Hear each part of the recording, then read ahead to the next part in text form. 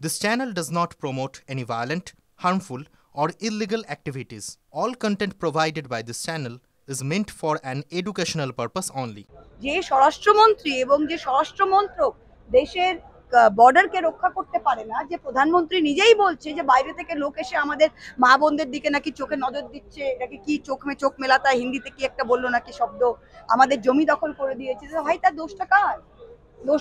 দোষটা আমাদের না দোষটা আপনার? এখানে বিএসএফ তো রয়েছে, বিএসএফ তো কি আমরা বিএসএফ এর ভয় থাকি ভাই? তাই অনুপ্রবেশ করছে, লোক আসছে, আমরা তো দেখি না। আমি আরেকটা কথা বলেছি, যেটা দিদিমণি আজকে মিটিং এও বললেন, যে শচীন দেব বর্মনের গান তো শুনেছেন যে বাংলা মায়ের কোল, সবকিছু আমরা কিন্তু বাংলা মায়ের কোল থেকে এসছি। এককালে আমরা অবিভক্ত বাংলাই ছিলাম।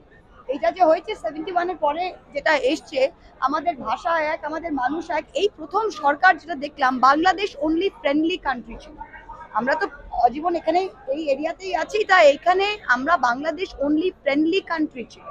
সেখানে দাঁড়িয়ে আজকে আপনারা বাংলাদেশিদের ডিমোনাইজ করে নিয়েছেন। আমরা কি হয়েছে, ভারতবর্ষের প্রত্যেকটা বিজেপি নেতা এমন করছে যেন বাংলাদেশের মানুষ সবাই নাকি বদ, বাংলাদেশের মানুষ অসভ্য। কই, আমরা তো কোনোদিন এটা দেখিনি। বাংলাদেশের সরকারের সাথে কোনো প্রবলেম হতে পারে, কিন্তু বাংলাদেশের মানুষ তো আমাদের ভাই বোন। বাংলাদেশের মানুষের সাথে আমরা কেন খারাপ ব্যবহার করি? আমাদের সবার পরিবার পরিজন আছে বাংলাদেশের মানুষ। এটা কি কথা? এই যে মানুষের মধ্যে সবসময় ভেদাভেদ সৃষ্টি করার, এই যে ডেমোগ্রাফিক বলছেন, এটা কি? এটা শুধু পরিষ্কার ভাষায় মুসলমানদের ধরে পেদা, আর কিছু না।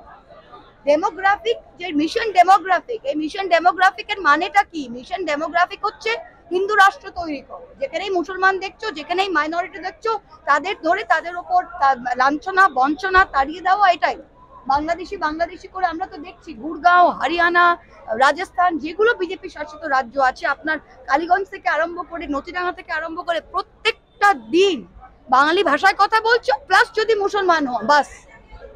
ভাবতে পারছো আজকে? আরে ঘুরিয়ে কি এনআরসি চালু করতে পারছে? তিনি তো সিএ করেছেন।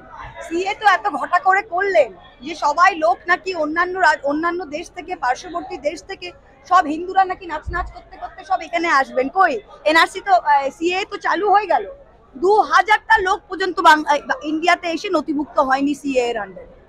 সেখানে দাঁড়িয়ে এটা এনআরসি করতে চাই, ব্যাকডোর দিয়ে, ফ্রন্ট ডোর দিয়ে, সব জায়গা দিয়ে এনআরসি করবে। এখন ভোট আসছে, এখন আবার লাফাচ্ছে। আমরা দেখছি বিভিন্ন ভোটের আগে রাহুল গান্ধী আচ্ছা, আমাকে কংগ্রেস নিয়ে আর প্রশ্ন করছেন কেন ভাই? আমাদের নিজের পার্টিকে নিয়ে আপনি জিজ্ঞেস করুন। এখন বলেছে যে মতুয়াদের হিন্দুত্ব করার চেষ্টা করছে। কে? মমতা বলেছে হিন্দুত্ব করার চেষ্টা করছে। দেখুন, মমতা বালা ঠাকুর তো ঠাকুর বাড়ির বৌমা। মমতা বালা ঠাকুর আমাদের রাজ্যসভার মেম্বার। তিনি নিশ্চয়ই মতুয়ার যে সেন্টিমেন্টটা উনি খুব ভালো করেই বোঝেন। প্রত্যেকটা ভোটের আগে মতুয়াদের জন্য যা দরকার, যা ফ্যাসিলিটি, সমস্ত মমতাজি কিন্তু দিচ্ছেন। প্রত্যেকটা জিনিস বলুন, মানে আমাদের কোনো নদিয়া জেলায় বলুন, সারা বাংলায় বলুন, তা সেখানে বোধহয় খালি পলিটিক্যাল গেন, শুধু রাজনৈতিক গেনের জন্য, ভোট ব্যাংকের জন্য মোদিজিরা করে। কিন্তু মতুয়াররা এবার বুঝে গিয়েছে যে বিজেপিকে ভোট দিয়ে তাদের বিশেষ কোনো লাভ হয়নি।